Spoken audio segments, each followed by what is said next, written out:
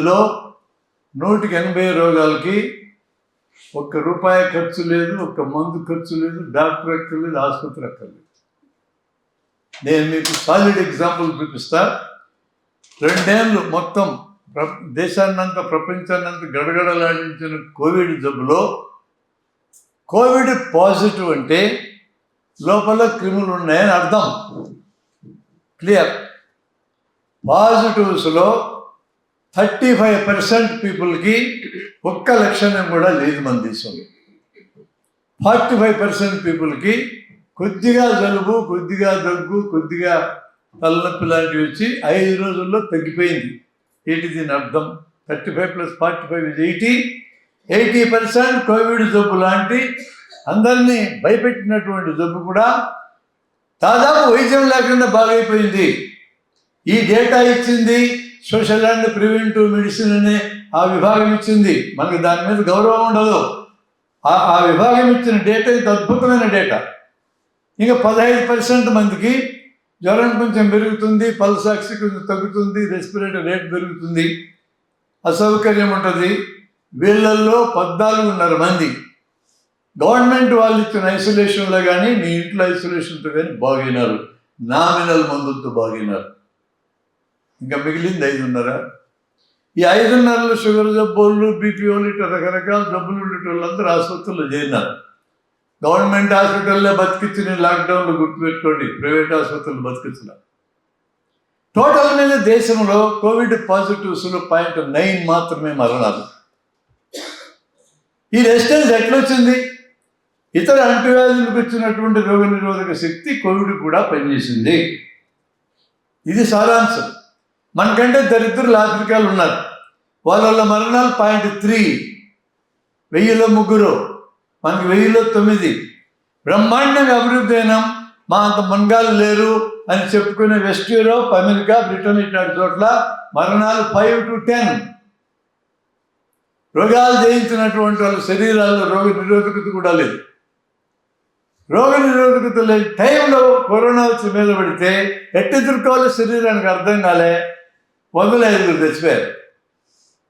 కాబట్టి ఎంతో కొంత గాలి కాలుష్యము, నీటి కాలుష్యము, చిన్న చిన్న రోగాలు అప్పుడప్పుడు రావడమే మంచిదని అభిప్రాయం.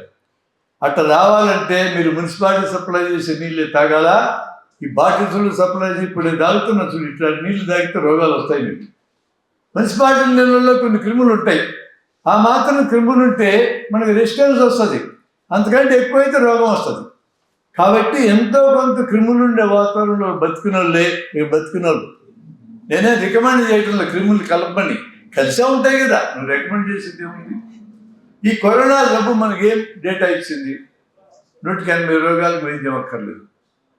మామూలు జ్వరం ఉంటుందండి. జ్వరాల్లో 170 to 80 వైరల్ జ్వరాలు, షార్ట్ వైరల్ జ్వరాలు. షార్ట్ వైరల్ జ్వరాలకు వైద్యమే లేదు. ఒకవేళ తలకాయ నొప్పి ఇబ్బంది ఉందంటే పారాసిటమాల్ బయట దొరుకుతుంది, బజార్లో వేసుకోవచ్చు, అంతే. 5 రోజుల్లో జ్వరం తగ్గకపోతే నువ్వు డాక్టర్ దగ్గరికి పోవాలా? ఈ మొత్తం స్పెషలిస్టులు, సూపర్ స్పెషలిస్టులు, సూపర్ స్పెషలిస్టులు వీళ్ళందరూ కూడా ఆ కొద్దిపాటి జబ్బుల కోసమే ఉండేది. 80% ఫిల్టర్ చేయొచ్చు. ఆశ్చర్యం వేస్తూ ఒకసారి నాకు మా దగ్గర న్యూరో సర్జన్ సీతారాం గారు ఉన్నారు, మంచి డాక్టర్. ఆయన గవర్నమెంట్ డాక్టర్గా చేసినాక 5 ఏళ్ళు సూపర్ న్యూమరీ పోస్ట్ ఇచ్చారు, మంచి డాక్టర్ అని. ఆయన ఈ మధ్య కాలంలో ప్రైవేట్ ప్రాక్టీస్ మొదలెడితే ఆయన దగ్గరికి వెళ్ళి, ఏం సార్ ఎన్ని కేసులు చూస్తావన్నా, నాకంటే సీనియర్, రోజు 100 మందిని చూస్తారా అన్నాడు.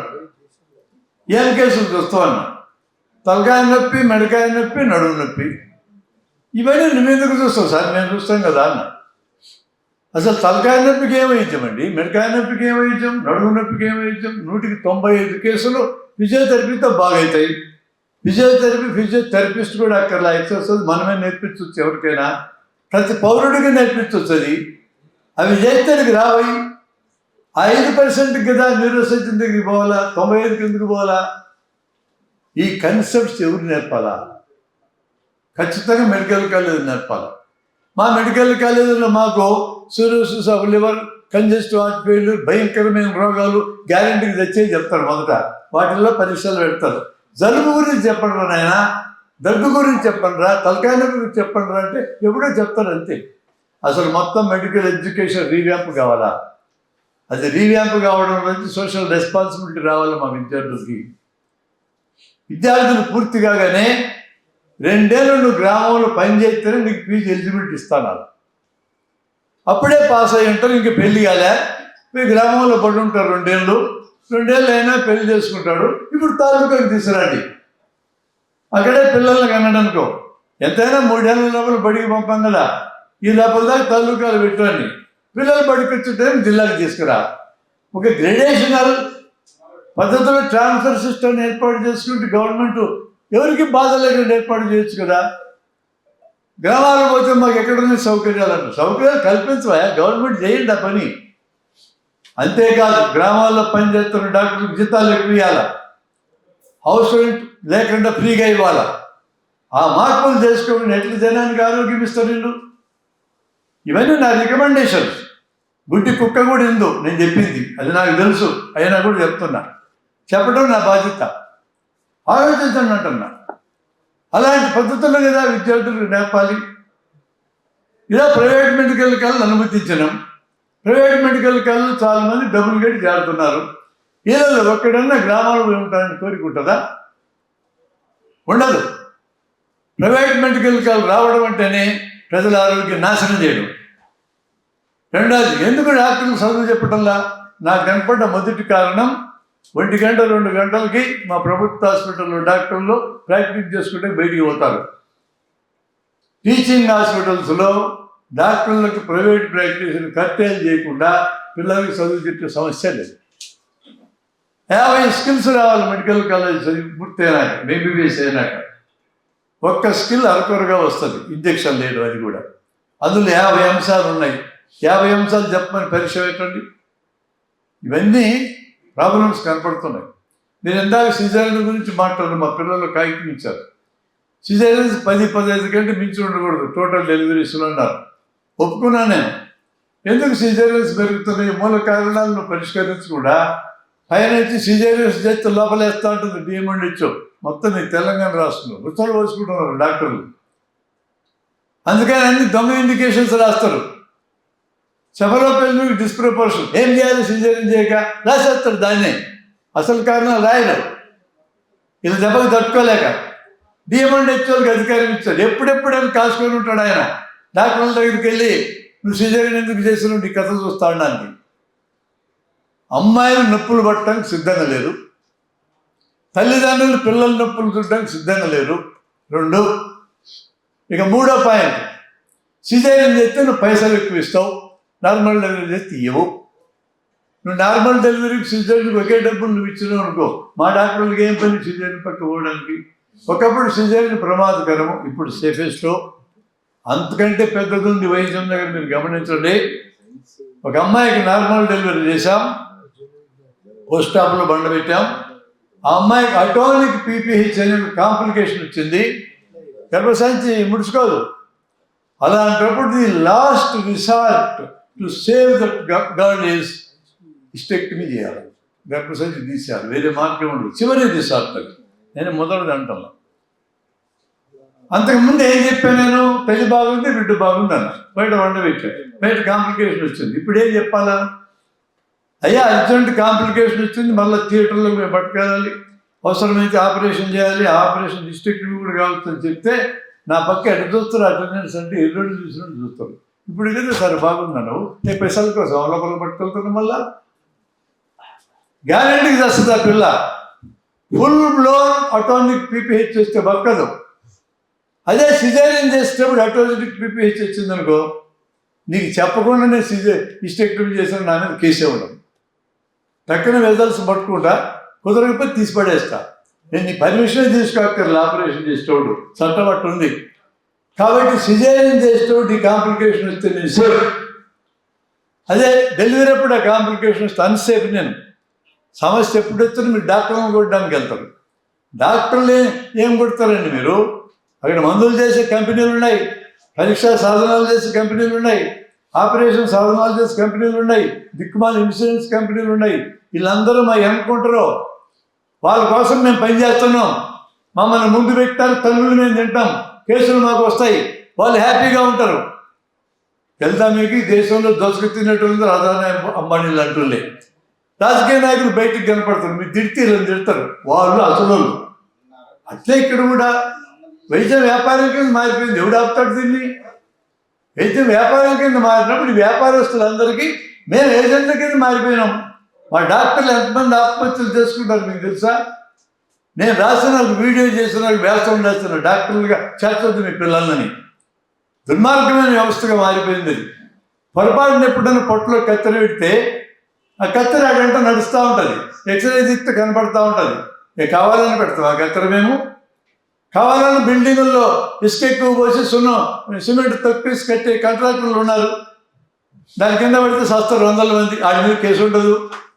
కావాలని లక్షల కోట్లు అప్పులు తీసుకొని బ్యాంకులకు ఎగ్గొట్టి దేశాలు వదిలిపెట్టిపోతారు, వాళ్ళ మీద కేసులు ఉండవు.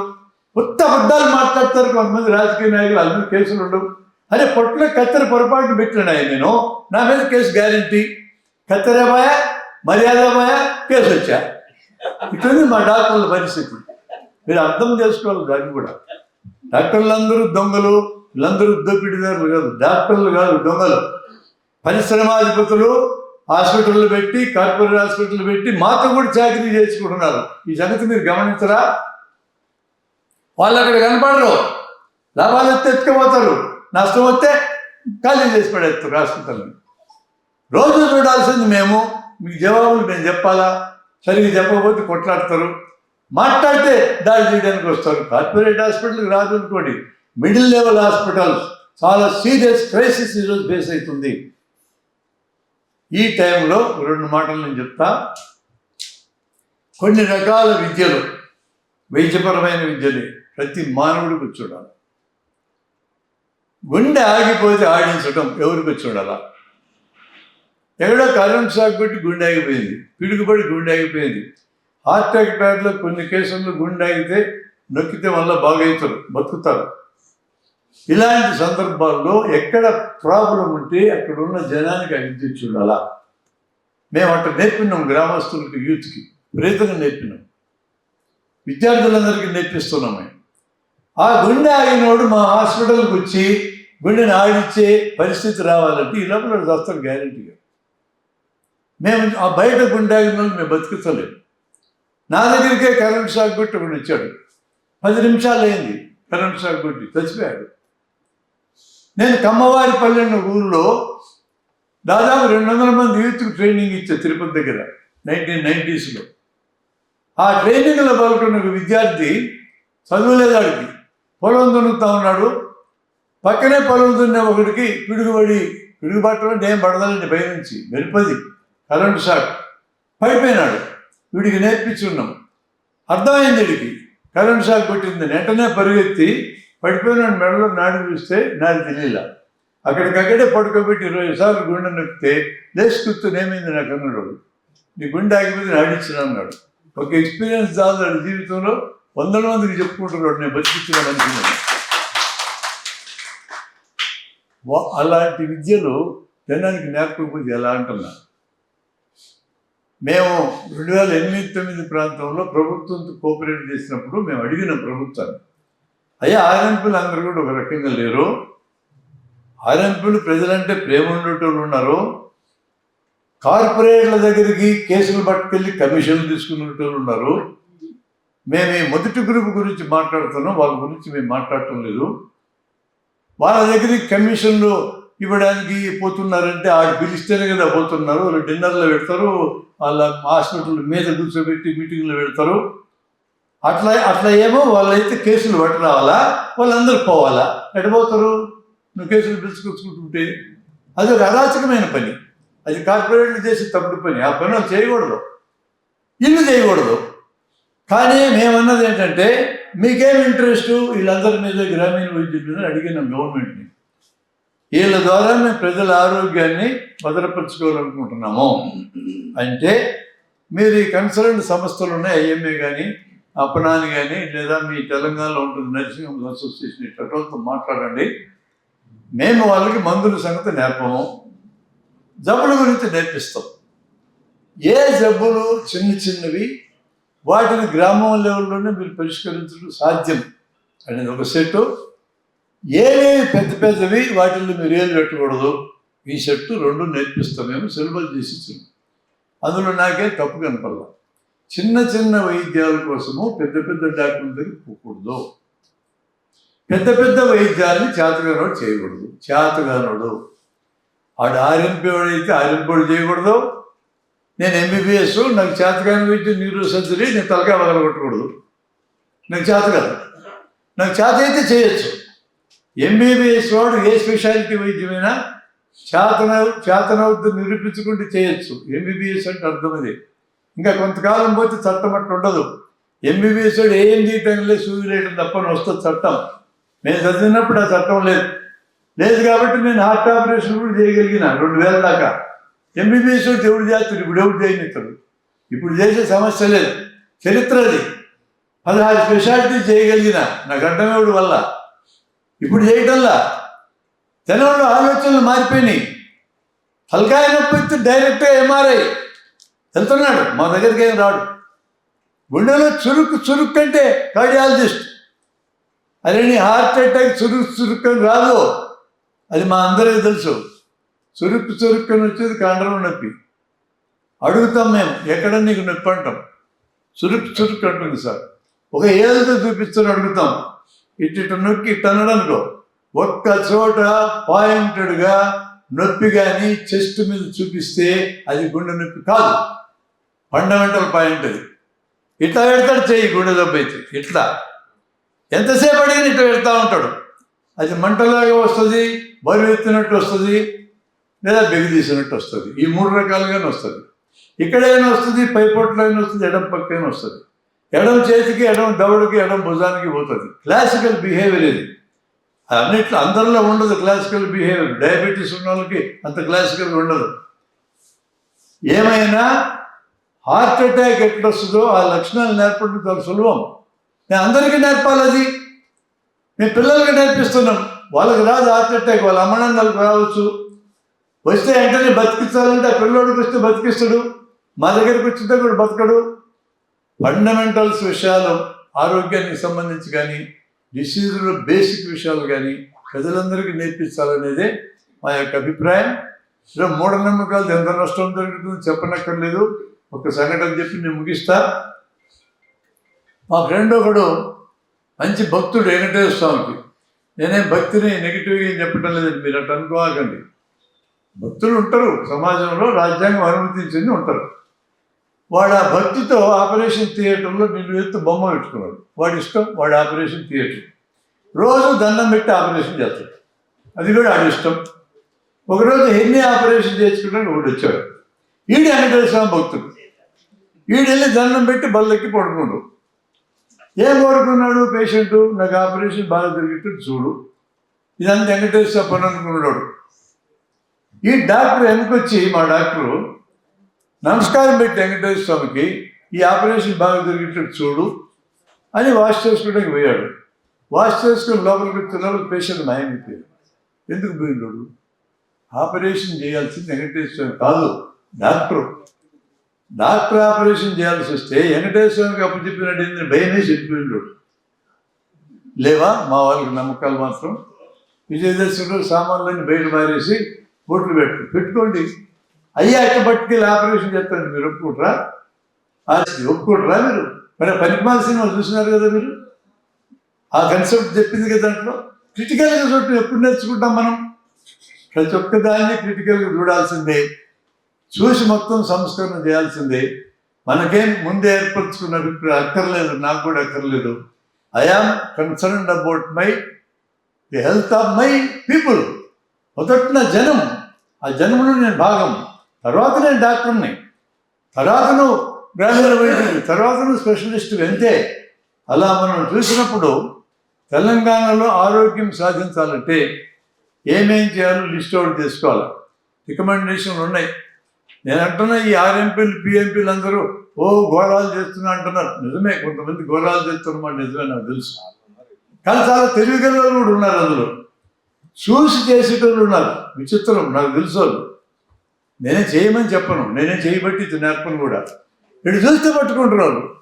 వాడికి ఎంబీబీఎస్ సీట్ వచ్చింది, ఎంత పెద్ద డాక్టర్ అయి ఉంటుంటాడు, వాడి పేద దొరుకుతుంది రాలా వాడికి. అందుకనే నేను అనేది ఏంటంటే వీళ్ళందరినీ గుండు గుర్తుగా ఎత్తేయాలంటే కుదరదు. ఫ్యామిలీ డాక్టర్ అనే కన్సెప్ట్ మన దేశంలో లేకుండా పోయింది. నా ఎంబీబీఎస్ డాక్టర్లందరూ ఫ్యామిలీ డాక్టర్ల కింద మారితే గ్రామాల్లో ఉన్న వార్డుల్లో ఉన్న నా జనానికంతా సరైన వైద్యం సక్రమంగా ఇవ్వడానికి బాధ్యతను ఎంబీబీఎస్ డాక్టర్ తీసుకుంటే నెక్స్ట్ మినిట్ ఆర్ఎంపీలు మాయమైపోతాయి. నాకేం ప్రాబ్లం లేదు వాళ్ళు మాయమైతే. అప్పుడు నా డాక్టర్లకి ఈ వైద్యం నేర్పించి పంపాలి. నాకు ఎందుకు డిగ్రీ ఇచ్చి పంపిస్తే కాదు, వైద్యం నేర్పించి పంపాలి. ప్రజలతో మాట్లాడడం ఎట్లా నేర్పించాలా, కమ్యూనికేషన్ నేర్పాలి, ప్రజలతో ప్రేమగా ఉండటం నేర్పాలి, ప్రజలను నమ్మేటట్టు ఎడు చేసుకోవడం నేర్పాలి. ఇవన్నీ కూడా వైద్య విద్యలో బాగా నేర్పాలి. చిన్న చిన్న జబ్బులు ఇందాక చెప్పిన కంట్లో నలగలాంటి చిన్న గాయం అవుతుంది, కొంచెం పెద్దదైతే కుట్లేయటం, గ్రామాల్లో ఎవడో నేర్చుకుంటే మంచిదే కదా. ఇందాక చెప్పిన జ్వరాలు లాంటి విరేచనాలు వస్తాయి, నీళ్ళ విరేచనాలు. నువ్వు వారసులాంటి కలుపుకొని తాగితే తగ్గిపోద్ది. 180 మంది వైరల్ డయేరియాసే. ఇలాంటి 80% జబ్బులు మేము చాలా పూర్తి కేటగరైజేషన్ చేసినాం. దాన్ని కంప్లీట్ రేటేజ్ ఉంది దాని మీద. 5% రోగాలకే ఫైనల్గా స్పెషలిస్టు సూపర్ స్పెషలిస్ట్ అవసరమవుతుంది. అన్ని స్పెషాలిటీస్ దానికోసమే. అట్లా మనం వాడుకోవడం కానీ మొదలెడితే స్పెషలిస్టుల్ని ప్రాపర్గా వాడుకున్న వాళ్ళు అవుతాం. జనరలిస్ట్ అనేటోళ్ళు ఉంటే మిగతా కేసులన్నీ ఫిల్టర్ చేసి పడేస్తారు. దేశానికి లక్షల కోట్ల డబ్బులు మిగులుతాయి, దేశానికి మిగులుతాయి. ఈరోజు అట్లా లేదు. చిన్న ప్రాబ్లంకి పరిగెత్తున్నాం. ఇందాక నేను చెప్పిన చురుక్కున్నాడు డాక్టర్ దగ్గరికి పోతే ఆయన స్పెషలిస్టు, ఆయన మిస్ కావడానికి వీల్లేదు కాబట్టి ఈసీజీ తీస్తాడు, ఇంకో ట్రెడ్మిల్లు, ఇంకో యాంజియో, మొత్తం 10-15 వేలు టెండర్ పడుతుంది. ఏం చేయాలి ఆయన పాపం? ఆయన మిస్ అయితే తిడతావు కదా, నువ్వు తిట్టుకుని ఉండాలంటే అన్ని చేయించాలి కదా. ఆయన ఆర్గ్యుమెంట్ కరెక్టే. మరి 40,000 దాటినట్టు ఎవరికైనా గుండెకి రక్తం సప్లై చేసే రక్తనాలు సన్నబడే ఉంటాయి. అదిగా సన్నబడింది అంటాడు. మరి ఏం చేయాలి సార్ అంటావు, నువ్వు ఎడలకు చేసుకో అంటాడు, చేయి సార్ అంటావు, లక్షణం తెచ్చుకో అంటాడు. ఏం చేయాలి పాపం? ఆయన సమస్య అయింది. 1 సన్నబడిందో, 2 సన్నబడిందో, 3 సన్నబడినో. సన్నబడాలి, మళ్ళా సన్నబడుకుని ఉంటానికి స్టెంటులు పెట్టాలా? ఇండియా స్టెంట్ కావాలా, ఫారిన్ స్టెంట్ కావాలా అడుగుతాడు పాపం. బెర్మనెంట్గానే అడుగుతాడు. మీరందరూ ఫారిన్ స్టెంట్ కావాలంటారు. Foreign stent 1,30,000, India stent 30,000. ఏ కార్డియాలజిస్ట్ని అడగండి, ఏ స్టెంట్ అని ఒకే రకంగా పనిచేస్తుంది. నీవు లైఫ్ స్టైల్ మార్చుకోకుండా, నీ అలవాట్లు మారకుండా, పొగ తాగడం, సారాయి తాగడం, లావుగా మారడం, షుగర్ బీపీ లాంటివి కంట్రోల్ చేసుకోవడం, టెన్షన్ లేకుండా బతకడం, ఈ దిక్కుమాల పనులను నువ్వు చేయకుండా ఇప్పుడు స్టెంట్ పెడితేనే బతుకుతాను. ఇది నేర్పాలి కదా లైఫ్ స్టైల్ గురించి. ఇది నేర్పితే కదా స్టెంట్ ఉపయోగపడుతుంది. ఇప్పుడు నీకు ఇండియా స్టెంట్కి ఫారిన్ స్టెంట్కి ఏం తేడా వస్తుంది? నువ్వు బతకమైతే 10 ఏళ్ళ తర్వాత 10 ఏళ్ళకి ఏ స్టెంట్ అని పనిచేస్తుంది. 1,30,000 ఎందుకు పెట్టాలా? 3 స్టెంటులు తగిలిస్తే 3 లక్షలు ఎక్స్ట్రా అవుతుంది. ఇవన్నీ ఎక్కడ చర్చ జరగాలండి? ముందు మాలో జరగాలి, మీరు జరగాల. మేమే అంత నిజాయితీ లేని వాళ్ళం కాదు. అందుకనే మేము టెన్షన్తో వస్తున్నాం. డాక్టర్లు ఆత్మహత్యలు ఎక్కువ మిగతా వాళ్ళకంటే. ఈ సినారియోలన్నీ మనం సీరియస్గానే పరిశీలించాలా, మార్పు చేయాలా. ఈరోజు ఆర్ఎంపీ డాక్టర్లు అనేటోళ్ళు, గ్రామీణ వైద్యులు అనేటోళ్ళు వాళ్ళ పిల్లల్ని వాళ్ళ వృత్తిలోకి దించడం లేదో. అందరు ఎంబీబీఎస్ చేయించుకుంటున్నారు. చూసుకోండి ఒకసారి మీరు. వాళ్ళకి తెలియదా ఈ ఆర్ఎంపీ వ్యవస్థ కొన్నాళ్ళకి పోతుందని? వాళ్ళకి తెలుసు. ఎప్పుడు పోతుంది ఏంటన్నా? క్వాలిఫైడ్ డాక్టర్లని వైద్యం నేర్పించి ప్రాపర్గా ప్రజలకు అందుబాటులో పెట్టండి. ప్రభుత్వం వాళ్ళు ఆటోమేటిక్గా డిసప్పేర్ అవుతుంది. అదొక్కటే సరైన మార్గం. దాంతోపాటు చేయాల్సింది కార్పొరేట్లు వీళ్ళు ఎవరు ఏం చేయలేరు, వాళ్ళే దేశాన్ని నడుపుతున్నారు.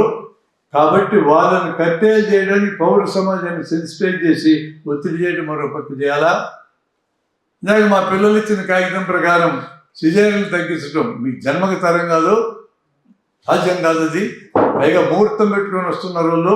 ముహూర్తం పెడితే ఎక్కువ డబ్బులు ఇస్తున్నారు, వ్యాపారాన్ని కూడా బతుకుతున్నాడు. ఇంకెట్లా మీరు తగ్గిస్తారు దాన్ని అనుకున్న కారణాలను తొలగించండి. ఆటోమేటిక్ సిజేరియన్ తగ్గుతుంది. ఆడపిల్లలు కనాలి, మీరేం కనరు. కళ్యాణం నేను కన్నంటుంది, మీరేం చేయలేదు. అటువంటి దుస్థితిలో ఉన్నాం ఈ రోజున. ఏది సైంటిఫిక్, ఏది అన్సైంటిఫిక్ నేర్పడం మన పని, జనాన్ని ట్యూన్ చేయడం మన పని. మీరు ఎన్నేళ్ళు చెప్పలేదండి టిబెక్టమీలు కాదు వెసెక్టమీలు చేసుకొని ఎవడు చేసుకుంటున్నాడు? వ్యాసెక్టమీ చేసుకుంటే మగతనం తగ్గుతుంది ఇక్కడ ఫిక్స్ అయింది. చేసుకుంటే ఏం కాదని నచ్చ చెప్పాలి, అప్పుడు వ్యాసెక్టమీ జరుగుతాయి. వ్యాసెక్టమీ 5 నిమిషాలు అయిపోద్ది, టిబెక్టమీ 15 నిమిషాలు పడుతుంది. టిబెక్టమీ అంటే పొట్ట లోపలికి వెళ్ళాలి, వ్యాసెక్టమీ బయట చేస్తాం, రిస్క్ తక్కువ. తిరిగి దాన్ని రివర్స్ చేయాలంటే వ్యాసెక్టమీ తేలిక, టిబెక్టమీ కష్టం. ఇన్ని ఉన్నాయి సైంటిఫిక్ డేటా, బట్ బుర్రకెక్కల. బుర్రకు ఎక్కిస్తే కదా ఇవన్నీ మనం చేయాల్సింది. చేస్తే పరిష్కారాలు దొరుకుతలేదు. నేను ఫీల్ అవుతూ నేను కొన్ని సూచనలు మీకు చెప్పినా ఆలోచించండి మీరు. నాకు తెలియని ఇంకా చాలా ఉండొచ్చు. టైం ఎక్కువ ఉంటే ఎక్కువ మనం చర్చించుకోవడానికి అవకాశం ఉంటుంది. 20 నుంచి 30 నిమిషాలు ముగించాలని నిర్ణయించుకున్నాను నేను. అందుకని నేను ఇక్కడ సెలవు తీసుకుంటా.